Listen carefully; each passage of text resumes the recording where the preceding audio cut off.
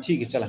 तर आजच्या या लेक्चरमध्ये फ्रेंड्स आपण लास्ट लेक्चरमध्ये पाहिलं की रेस्पिरेशन ही प्रोसेस, या रेस्पिरेशनचं मेकॅनिझम आपण पाहत होतो. आणि या मेकॅनिझममध्ये आपण पाहिलं की 3 महत्त्वाच्या स्टेप्स आहेत. या 3 महत्त्वाच्या स्टेपच्या थ्रू रेस्पिरेशनची जे काही प्रोसेस आहे ही होत असते प्लांटमध्ये आणि त्यातून ATP तयार होत असतात. पहिली प्रोसेस आहे त्याच्यामध्ये हायड्रोलायसिस झालं. हायड्रोलायसिस झाल्यानंतर मग म्हणजे हायड्रोलायसिस फक्त या स्टार्च किंवा अशा प्रकारच्या शुगरचंच होईल, ग्लुकोजचं काय होणार नाही.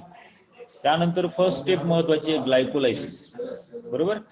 ग्लायकोलायसिस मध्ये जे काही पायरुविक ऍसिड किंवा पायरुविक ऍसिडचे 2 मॉलिक्युल्स तयार होतात शेवटी त्या ग्लुकोजचं त्या ठिकाणी ऑक्सिडेशन होऊ. या दरम्यान साधारणतः आपल्याला टोटल 10 ATPs प्रोड्यूस झालेले आपल्याला पाहायला मिळतील, बरोबर. त्यापैकी 2 ATP जे आहेत, या 2 ATP पुन्हा त्या ग्लायकोलायसिस सायकलमध्येच युटिलाइज केले जातात. सो टोटल गेन जो आहे हा नेट गेन या ग्लायकोलायसिसचा आहे 8 ATPचा. ठीक आहे. तर साधारणतः याप्रमाणे ग्लायकोलायसिस पहिली स्टेप जी आहे ही रेस्पिरेशनची होत असते. ही जी काय ग्लायकोलायसिसची प्रोसेस जी आहे ही सायटोप्लाझम मध्ये होते. म्हणजे हा जो काही बाकीचा जो काही सायटोप्लाझम आहे, म्हणजे मायटोकॉन्ड्रियाच्या व्यतिरिक्त बाहेरचे साईड जी आहे सायटोप्लाझमची, मायटोकॉन्ड्रियाच्या बाहेर, अशा ठिकाणी ही ग्लायकोलायसिसची प्रोसेस होत असते. आणि मग या ग्लायकोलायसिस प्रोसेसच्या शेवटी जे काही पायरुविक ऍसिड तयार होते, म्हणजे प्रत्येक ग्लुकोज मॉलिक्यूलला या ठिकाणी ऑक्सिडाइज करून या ठिकाणी याचं कन्व्हर्जन पायरुविक ऍसिडमध्ये होईल. 2 मॉलिक्युल्स तयार होतील. मग हे 2 मॉलिक्यूल जे आहेत ते पुढे आणखीन पुन्हा फर्दर ऑक्सिडेशनसाठी या मायटोकॉन्ड्रियामध्ये ट्रान्सफर होतात.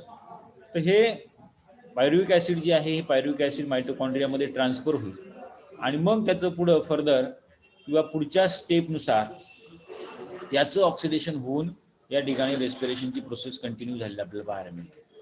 तर मग सेकंड स्टेप जी आहे, सेकंड स्टेप आहे महत्वाची, म्हणजे की ज्या ठिकाणी या पायरुविक ऍसिडचं ऑक्सिडेशन केलं जाणार आहे, पण मात्र त्या प्रोसेसला या ठिकाणी आपण म्हटलंय क्रेब्स सायकल. आजच्या लेक्चरमध्ये आपल्याला ऍक्च्युली क्रेब्स सायकल काय असं बघायचंय. या क्रेब्स सायकलला TCA सायकल असं सुद्धा म्हटलं जातं किंवा सिट्रिक ऍसिड सायकल असं देखील म्हटलं जातं. But before enter to the Krebs cycle, these pyruvic acid is firstly get acetalized or acetylation process is takes place. Acetylation होतं त्याचं, म्हणजे काय होतं, या ठिकाणी जे काही पायरुविक ऍसिड आहे it will form in the glycolysis is not directly enters into Krebs cycle, but before that pyruvic acid produced inside the glycolysis is firstly converted into acetyl coenzyme. त्याचं ऍसिटायलेशन झालेलं आपल्याला पाहायला मिळतं पहिल्यांदा. म्हणजे डायरेक्टली ते Krebs सायकलमध्ये एंटर न करता या ठिकाणी याचं ऍसिटायलेशन होईल. ऍसिटायलेशनच्या प्रोसेसमधून पायरुविक ऍसिडचं कन्व्हर्जन ऍसिटाइल को एन्झाइम मध्ये झालेलं आपल्याला पाहायला मिळते. ठीक आहे. So in the presence of coenzyme and during this reaction carbon dioxide is liberated. आता ऍक्च्युअली जो काही कार्बन डायऑक्साइड रेस्पिरेशन मधून बाहेर पडतो तो या स्टेपमध्ये कार्बन डायऑक्साइड बाहेर पडलेला आपल्याला पाहायला, म्हणजे सुरुवातीला ऑक्सिजन युटिलाइज केला त्याने, आहे की नाही. So in presence of oxygen these oxidative reaction is takes place where pyruvic acid is formed, then pyruvic acid is converted into acetyl coenzyme आणि मग या दरम्यान कार्बन डायऑक्साइड जो आहे हा कार्बन डायऑक्साइड लिबरेट झालेला आपल्याला दिसेल. So in this carbon dioxide is liberated and NAD is reduced is to NADH2, and this reaction is takes place in the presence of enzyme pyruvate dehydrogenase. कोणतं enzyme वापरलं जातं या ठिकाणी? Pyruvate dehydrogenase enzyme वापरलं जातं आणि या ठिकाणी पायरुविक ऍसिड जे आहे हे को एन्झाइम सोबत रिॲक्ट होऊन NAD त्या ठिकाणी युटिलाइज केले जातात आणि इट विल रिड्यूस इनटू ऍसिटाइल को enzyme plus carbon dioxide and NADH2 is the reducing substance is produced साधारणतः. आणि मग नेक्स्ट स्टेप मध्ये नंतर जे काय आता क्रेब सायकल म्हणते आपण, the reaction involve oxidation and recarboxylation of pyruvic acid and it will form acetyl coenzyme. Okay, now this acetyl coenzyme is an intermediate compound which is the connecting link between the glycolysis and Krebs cycle.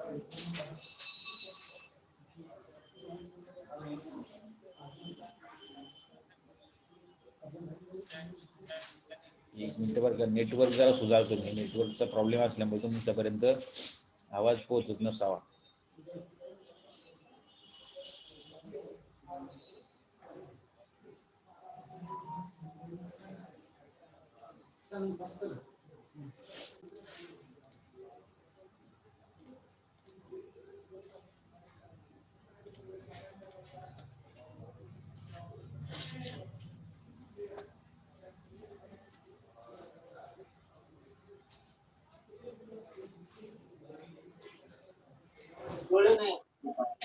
₹20 sir.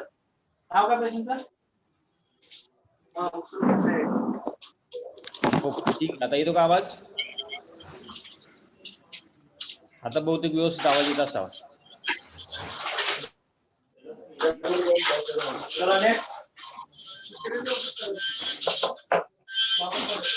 या first प्रोसेसमध्ये या पायरुव्हिक acid या ठिकाणी ऍसिटायलेशन झालेलं आपल्याला दिसतं आणि ऍसिटायलेशनच्या दरम्यान acetyl coenzyme is formed from the pyruvic acid, okay, in presence of pyruvate dehydrogenase, and also carbon dioxide is किंवा मग हा कार्बन डायऑक्साइड जो आहे, हा कार्बन डायऑक्साइड पुन्हा स्टोमॅटाच्या थ्रू म्हणा किंवा मग फोटोसिंथेसिसची जी काही डार्क रिॲक्शन आहे, या डार्क रिॲक्शनसाठी युटिलाइज केला जातो. हाई प्लांटमध्ये डायरेक्टली याचा वापर कॅल्विन सायकलसाठी या ठिकाणी प्लांटमध्ये झालेला आपल्याला दिसतो. ओके, चला आता ऍक्च्युली मग क्रेब सायकलमध्ये होतं काय, तर क्रेब सायकल जी आहे, क्रेब सायकलची सुरुवात या ऍसिटाइल कोएन्झाइमनं होते. So in this it is the second step of aerobic respiration. It takes place in the mitochondria where all the necessary enzymes for it they are found in the matrix. मायटोकॉन्ड्रियाच्या matrix region मध्ये, म्हणजे आतमध्ये जे काही fluid आहे inner मेम्ब्रेनच्या आतमध्ये, त्या fluid मध्ये आपल्याला ही रिॲक्शन झालेली आपल्याला दिसते. So in this, pyruvic acid is the end product of glycolysis which enters into Krebs cycle for further oxidation, but before that it is acetylation process takes place. Now this reaction it was firstly described by Krebs. पहिल्यांदा ही reaction कोणी describe केली होती? Krebs नावाच्या शास्त्रज्ञानं, आणि म्हणून मग या रिॲक्शनला Krebs cycle असं म्हटलं जातं. So the first product of this cycle is citric acid. पहिल्यांदा फर्स्ट स्टेपला ऍसिटाइल कोएन्झाइमची रिॲक्शन ऑक्झॅलिक ऍसिटिक ऍसिड सोबत होत असते आणि त्याचं कन्व्हर्जन किंवा त्याचं प्रॉडक्ट म्हणून या ठिकाणी सिट्रिक ऍसिड या ठिकाणी सुरुवातीला पहिलं प्रॉडक्ट तयार होते या रिॲक्शनच्या सुरुवातीला. म्हणून मग या रिॲक्शनला सिट्रिक ऍसिड सायकल असं सुद्धा म्हटलं जातं. Okay, so first product of this cycle is citric acid and thus it is called as citric acid cycle. And citric acid is the tricarboxylic acid. Citric acid हे जे काय आहे, ट्रायकार्बोझायलिक acid आहे आणि म्हणून या सायकलला ट्रायकार्बोझायलिक ऍसिड सायकल असं सुद्धा काही ठिकाणी काही फिजिओलॉजिस्टनी म्हटलेलं आहे, म्हणून त्याला TCA सायकल असं म्हणतात. आता 3 नावं झाली या cycle. Krebs cycle because of it studied by the Krebs, then TCA cycle because the first product that is citric acid which is the carboxylic acid, and therefore this cycle is known as tricarboxylic acid cycle, TCA. आणि दुसरं जे काही नाव आपण दिले त्याला citric acid cycle असं सुद्धा म्हटलं जातं. So in this cycle the pyruvic acid molecules furtherwards undergoes oxidation and it will form carbon dioxide as well as water molecule with the releasing of large number of energy. मोठ्या प्रमाणामध्ये पुन्हा या ठिकाणी energy किंवा ATPच्या स्वरूपामध्ये ह्या एनर्जीला store करून घेतलं जातं. And you can observe the various reaction inside the Krebs cycle. मग आता काय होतं, फर्स्ट स्टेप पहा काय आहे, तर ऍसिटाइल कोएन्झाइम जे आहे ते हे ऍसिटाइल कोएन्झाइम जे पायरुव्हिक ऍसिडचं कन्व्हर्जन होऊन तयार झाले It will firstly combines with 4-carbon oxaloacetic acid is present of in presence of enzyme citrate synthetase. सिट्रेटला सिंथेसाइज करायचं म्हणून सिट्रेट सिंथेटेज नावाचं त्या ठिकाणी किंवा त्याला त्या प्रकारच्या त्या एन्झाईमला नाव दिलेलं आहे. Citrate synthetase enzyme and it will form 6-carbon compound that is citric acid. म्हणजे 2 मॉलिक्यूल तयार होतात किंवा मग याला जनरली हे ट्राय कार्बोझायलिक ऍसिड आहे सिट्रिक ऍसिड आणि यासोबत कार्बन डायऑक्साईड या ठिकाणी तयार झालेलं आपल्याला पाहायला. So in this coenzyme becomes once again available for the breakdown of pyruvic acid. So along with the citric acid, coenzyme is also produced, and this coenzyme is again utilized for acetylation of pyruvic acid. पुन्हा त्या pyruvic acidचं acetylation या ठिकाणी या coenzyme सोबत झालेलं आपल्याला दिसेल. So this one is the first step. Second step is formation of isocitric acid. आता एकदा सायकल पहा त्याची कशी आहे आणि मग आपण ह्या पुन्हा स्टेप बाय स्टेप आपण ह्या कुठल्या स्टेप आहेत या क्रेब सायकलमध्ये त्या पाहू. पहिल्यांदा काय आलं, पायरुविक ऍसिडचं या ठिकाणी ऍसिटायलेशन झालं, बरोबर. Pyruvate dehydrogenase in presence of pyruvate dehydrogenase या ठिकाणी कार्बन डायऑक्साईड या ठिकाणी लिबरेट झाला. याचबरोबर कोएन्झाइम या ठिकाणी युटिलाइज केलं गेलं and it will produce the acetyl coenzyme. Now these acetyl coenzyme is react with oxaloacetic acid and firstly it will produce the citric acid, tricarboxylic acid in presence of citrate synthesis. ही पहिली step झाली समजा या actually crab cycle मध्ये. आता second step मध्ये होतं काय, या सिट्रिक ऍसिडचे या ठिकाणी आयसोसिट्रिक ऍसिड मध्ये कन्व्हर्जन होतं.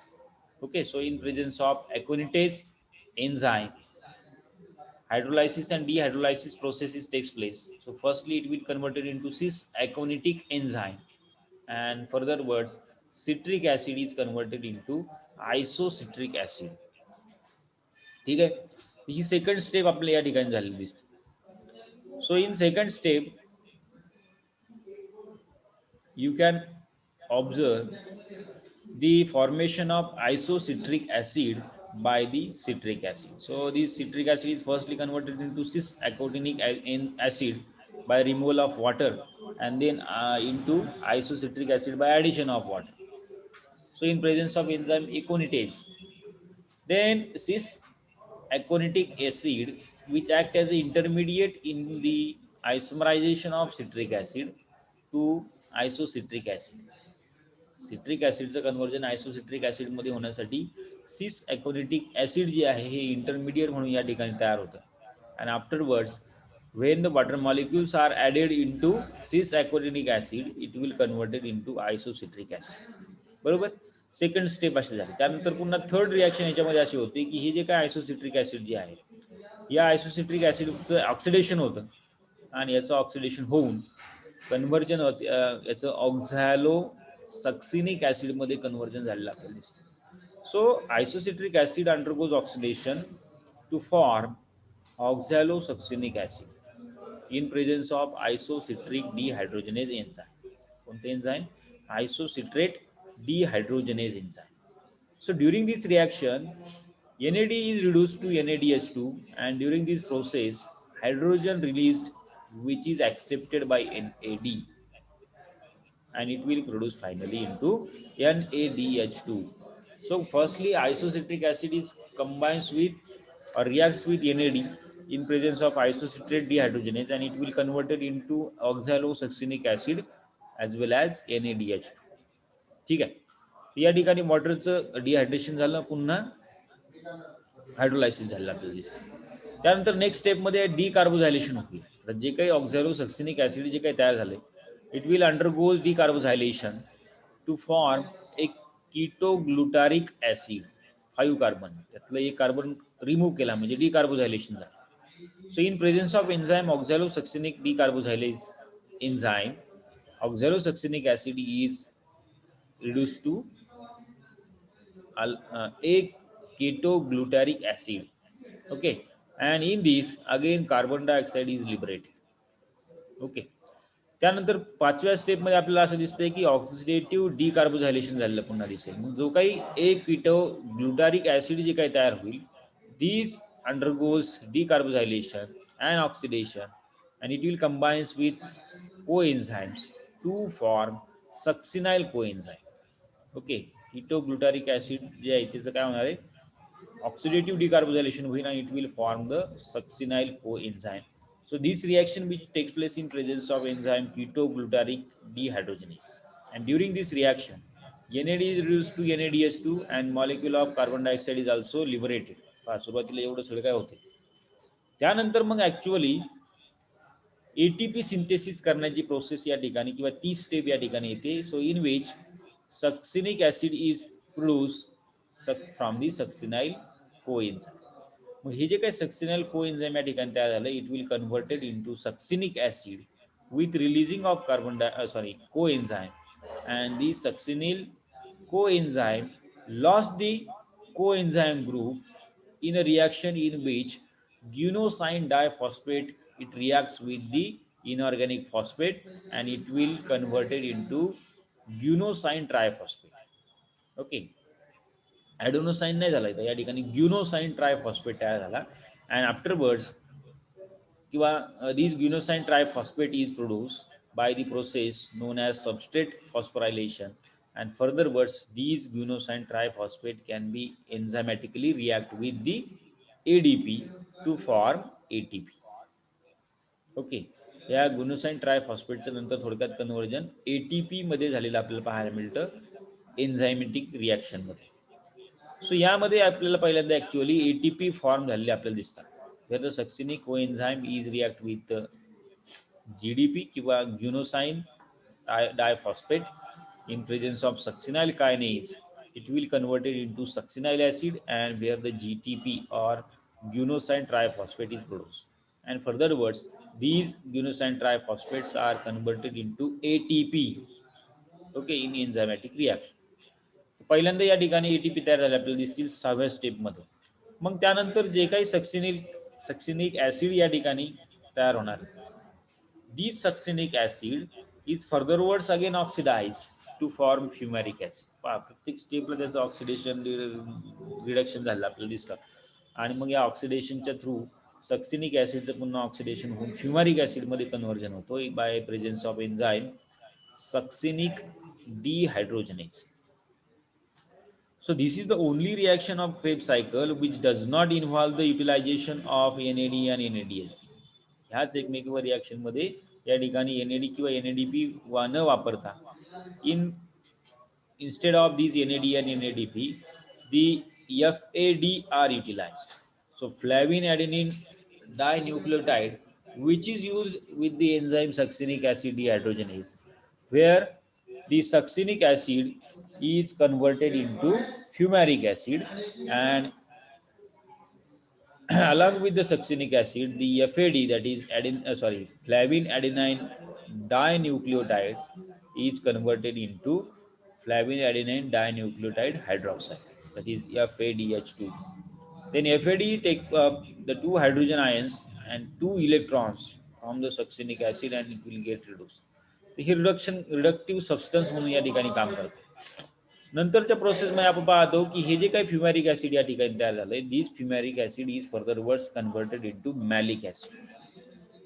प्रत्येक वेळेला प्रत्येक एका ऑर्गॅनिक ऍसिडचं एका ऑर्गॅनिक कंपाऊंडचं रिडक्शन ऑक्सिडेशन होऊन स्टेप बाय स्टेप दुसऱ्या एका प्रोडक्टमध्ये कन्व्हर्जन झालेलं आपल्याला दिसतं. So fumaric acid is converted into malic acid by addition of water molecule in presence of enzyme fumarase. Fumarase एन्झाईमच्या प्रेझेन्समध्ये फ्युमॅरिक ऍसिड जे आहे याचं हायड्रोलायसिस होईल आणि या ठिकाणी मॅलिक ऍसिड यापासून तयार झालेलं आपल्याला दिसतं. So in last step of Krebs cycle, these malic acid is get also oxidized, or oxidation of malic acid is takes place. And finally, these malic acid is get oxidized to regenerate again the oxaloacetic acid. बरोबर, म्हणजे cycle या ठिकाणी complete झालं. पुन्हा या malic acid पासून ऑक्झॅलोएसिटिक acid तयार झालं by enzyme malic dehydrogenase, and where the formation of oxaloacetic acid is completed by the cycle. So here the hydrogen released which is accepted by NAD and it will converted into NADH2 in presence of enzyme dehydrogenase. आणि याप्रमाणे ही cycle या ठिकाणी ट्रायकार्बोझायलिक acid cycle या ठिकाणी पुन्हा continue होते. पुन्हा pyruvic ऍसिडचं जे काही ऍसिटायलेशन झालं तर त्या ऍसिटाइल कोएन्झाइमला या ठिकाणी रिॲक्ट करण्यासाठी हा ऑक्झॅलो ऍसिटिक ऍसिड त्या ठिकाणी पुन्हा रिजनरेट होतो. It will again react with this oxaloacetic acid is react with the acetyl coenzyme and firstly converted into citric acid. Then furtherwards again citric acid is get reduced or oxidized to again convert oxaloacetic acid. अशा प्रकारची ही reaction cycle आपल्याला या next स्टेपमध्ये पाहायला मिळते. आता यामध्ये फार कमी प्रमाणामध्ये ऍक्च्युअली एटीपी तयार झाले, बरोबर. फार कमी प्रमाणामध्ये हे काय आहे एटीपी जे आहेत हे ऍक्च्युअली तयार होतात, ते पण ग्वायनोसाइन ट्रायफॉस्फेटचं कन्व्हर्जन होऊन या ठिकाणी एटीपी तयार झालेले आपल्याला दिसते.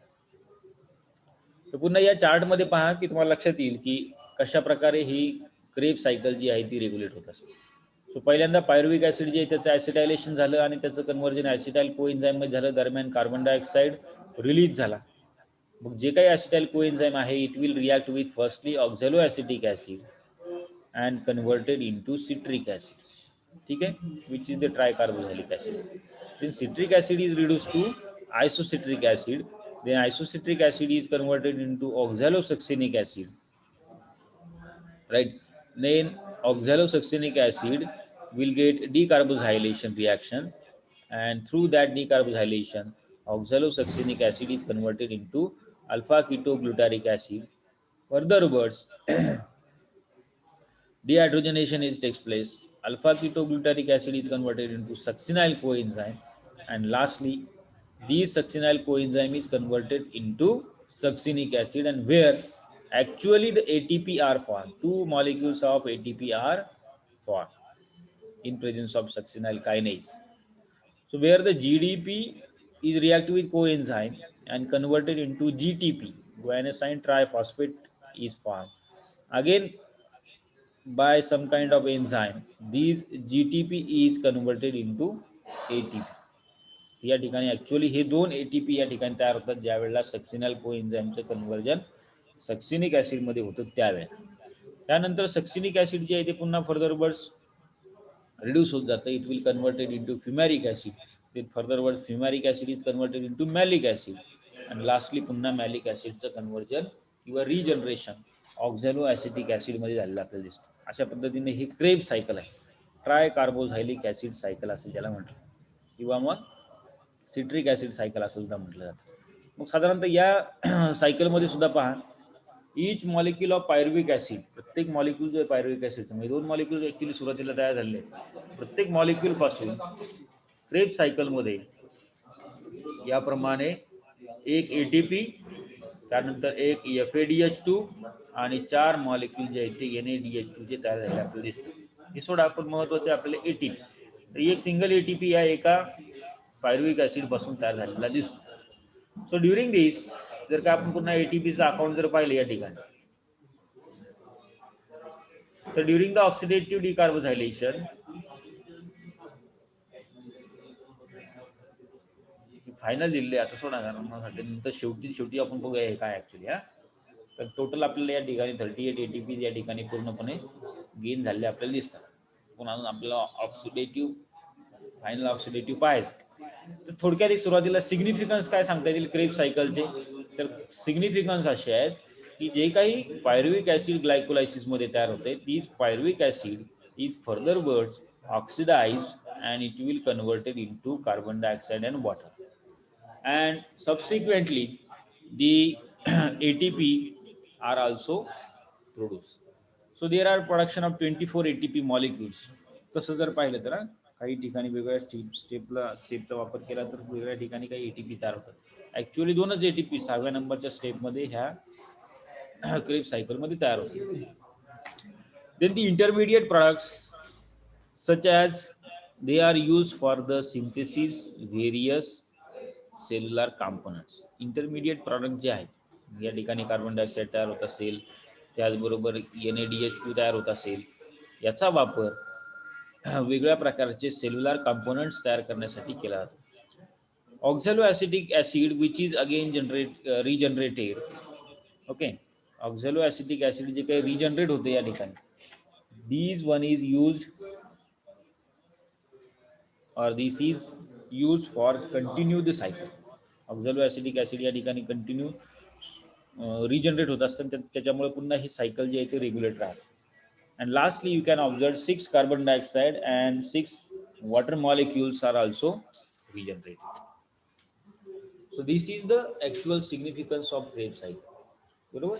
आणि मग या दरम्यान जे काही शेवटी ऑक्झॅलोॲसिटिक जे काही ऍसिड तयार झाले किंवा या दरम्यान जे काही NaDH2 किंवा हायड्रोजन आयन्स जे काही तयार झाले, हे नेक्स्ट स्टेपमध्ये आपल्याला याचं फायनल ऑक्सिडेशन झालेलं आपल्याला दिसतं. That is we called as terminal oxidation और इलेक्ट्रॉन ट्रान्सपोर्ट सिस्टीम. या एरोबिक रेस्पिरेशनमध्ये जे काही NaDH2 किंवा NADPH2 जे काही तयार झालेले आहेत रिड्युसिंग सबस्टन्स, या रिड्युसिंग सबस्टन्समधून जे काही हायड्रोजन आयन्स लिबरेट झाले, याचा वापर करून शेवटी टर्मिनल ऑक्सिडेशन या ठिकाणी केलं जातं. आणि ॲक्च्युअली मग त्यावेळेला पूर्णपणे ऑक्सिडेशन प्रोसेस पूर्ण झालेली आपल्याला दिसते आणि या दरम्यान बरेचसे काही ATP तयार झालेले दिसतात. तर आणखीन एक स्टेप आहे रेस्पिरेशनमध्ये, शेवटची स्टेप की ज्याला आपण म्हटलं टर्मिनल ऑक्सिडेशन. या टर्मिनल ऑक्सिडेशनमध्ये कम्प्लिटली ग्लुकोज मॉलिक्युलचं ऑक्सिडेशन होऊन त्यापासून ATPs तयार केल्या जातात. ओके, हे नेक्स्ट लेक्चरमध्ये आपण पाहणार आहे. पण तत्पूर्वी पुन्हा एकदा क्रेब्स सायकल काय ती थोडक्यात समजून घ्या. मी एक तुम्हाला ॲनिमेटेड व्हिडिओ दाखवतो, बघूयात जमते.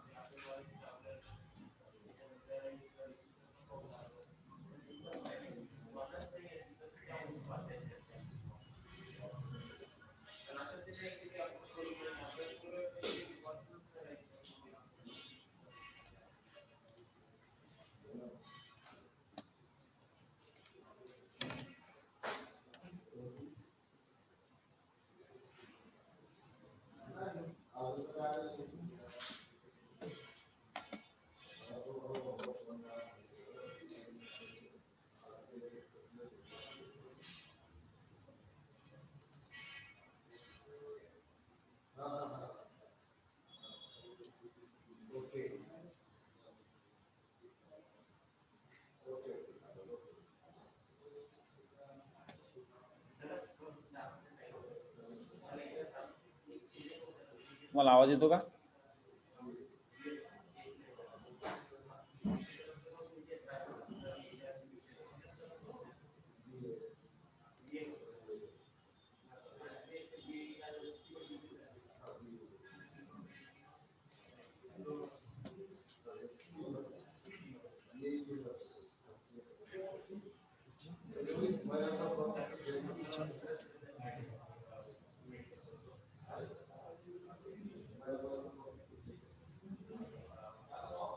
आवाज येत नाही तुम्हाला ना, मी समजून सांगतो.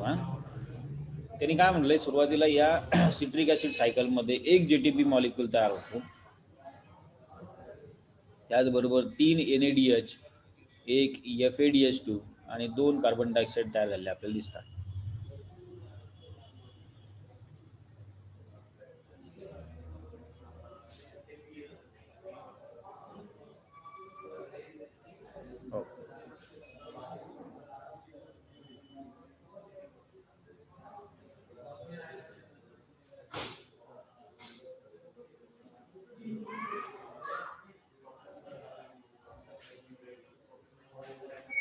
आता यावरती जे काही टोटल नंबर ऑफ ATP ज्या प्रत्येक ठिकाणी जे काही तयार होतात की नाही, हे नंतर नंतर जसं रिसर्च होत गेला, जसं संशोधन होत गेलं, त्याप्रमाणे मग या ठिकाणी अजम्पशन केलेलं आहे. सुरुवातीला पहा, इथं सायटोप्लाझम मध्ये दाखवलंय आणि की मायटोकॉन्ड्रियाच्या मॅट्रिक्समध्ये ऑक्झॅलोॲसिटेट ऍसिड ची रिॲक्शन ॲसिटाइल कोएन्झाइम सोबत होते in presence of citrate synthetase, आणि या ठिकाणी सिट्रेट किंवा सायट्रिक ऍसिड तयार झालेलं आपल्याला दिसतं. आणि या दरम्यान कोएन्झाइम आणि त्याचबरोबर सुरुवातीलाच ॲसिटाइल कोएन्झाईम तयार होण्याच्या अगोदर कार्बन डायऑक्साईड या ठिकाणी रिलीज झालेला दिसतो.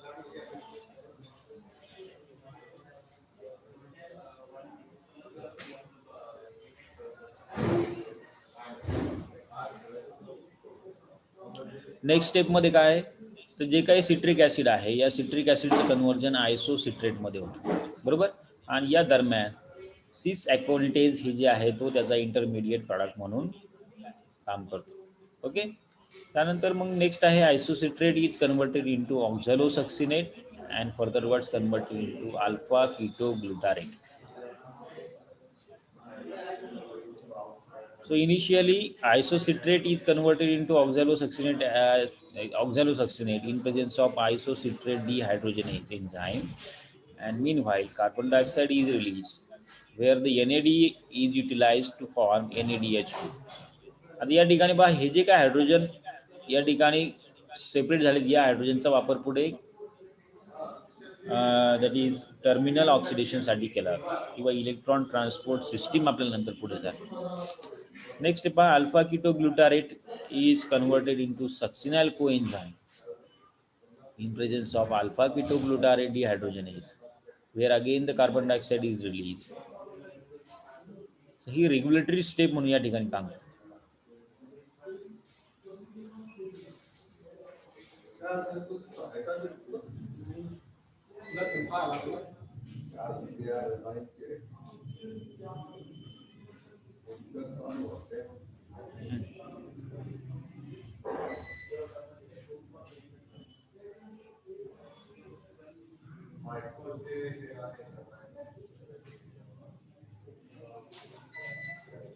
नेक्स्ट स्टेप मध्ये पहा,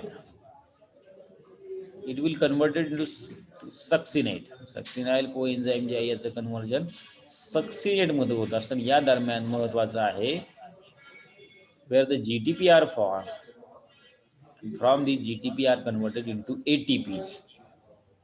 Finally regeneration ज्यावेळेला होणार आहे ऑक्झॅलो ॲसिटिक ॲसिडचं त्यावेळेला it will converted into fumarate and further words into malate or malic acid and these malic acid is converted into oxaloacetic acid. अशा प्रमाणे हे सायकल जे ते रेग्युलेट होतं किंवा पुन्हा ऑक्झॅलोॲसिटिक ॲसिड जे आहे हे पुन्हा it will accept by the acetyl coenzyme and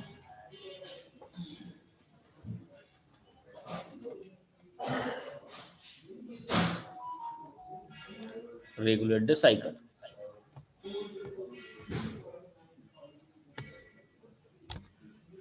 तर फायनली क्रेब्स सायकल जे आहे ते मायटोकॉन्ड्रियाच्या मॅट्रिक्स रिजन मध्ये होत असतं आणि या मॅट्रिक्स रिजन मध्ये तुम्हाला वेगवेगळ्या प्रकारचे एन्झाईम्स त्या ठिकाणी प्रेझेंट असतात. हो, केमिस्ट्रीचं लेक्चर होणार आहे बरं का यानंतर बावळ सरांचं. हो, तर ही जे काही क्रेब सायकल आहे या क्रेब सायकलमध्ये एकच लक्षात ठेवा की जे काही सुरुवातीला ग्लायकोलायसिसमध्ये पायरुविक ॲसिड तयार झाले, या पायरुविक ॲसिडचे या ठिकाणी फर्दर वर्ड्स ऑक्सिडेशन केलं जातं. मग तो क्रेब सायकलमध्ये एंटर होण्याच्या अगोदर याचं ॲसिटायलेशन होईल. ॲसिटायलेशनच्या दरम्यान ॲसिटाइल कोएन्झाइम या ठिकाणी तयार होईल आणि मग त्यानंतर हे जे काय ॲसिटाइल कोएन्झाइम जे आहे ते ऑक्झॅलोॲसिटिक ॲसिड सोबत रिॲक्ट होऊन पहिल्यांदा या ठिकाणी सिट्रिक ॲसिड तयार झालेलं आपल्याला दिसतं. म्हणूनच मग या सायकलला सिट्रिक ॲसिड सायकल किंवा सिट्रिक ॲसिड जी आहे ती ट्राय कार्बोझायलिक ॲसिड आहे म्हणून याला ट्राय कार्बोझायलिक ॲसिड सायकल असं सुद्धा म्हटलं जातं. आता हे मी वारंवार तुम्हाला का सांगतोय, तर ह्या तीनही गोष्टी तीनही कॉन्सेप्ट तुमच्या लक्षात राहाव्यात. त्याचं नाव वाचल्या किंवा तुम्हाला एक्झाममध्येच क्वेश्चन विचारला तुम्हाला लगेच लक्षात येईल की अरे ट्राय कार्बोझायलिक ॲसिड म्हणजे काहीच नाही वेगळं, काही सिट्रिक ॲसिड त्या ठिकाणी तयार होतं. आणि मग सिट्रिक ॲसिड कशापासून तयार होणार आहे, ऑक्झॅलोॲसिटिक ॲसिड आणि ॲसिटाइल कोएन्झाइमची रिॲक्शन झाल्यामुळे. त्यानंतर it will converted into suppose succinic acid तयार होत असताना या ठिकाणी ATPs तयार होतात आणि मग फायनली पुन्हा ऑक्झॅलोॲसिटिक ॲसिड तयार झालेले आपल्याला दिसतात. तर अशा प्रकारे हे सर्व काही आहे. यांनी जे काही हॅन्स-क्रेब जे आहेत, या हॅन्स-क्रेब या शास्त्रज्ञानं या सिट्रिक ॲसिड सायकलचा शोध घेतला त्यावेळेला यांना यांचं नोबेल प्राइज मिळालेलं आहे फिजिओलॉजीमध्ये.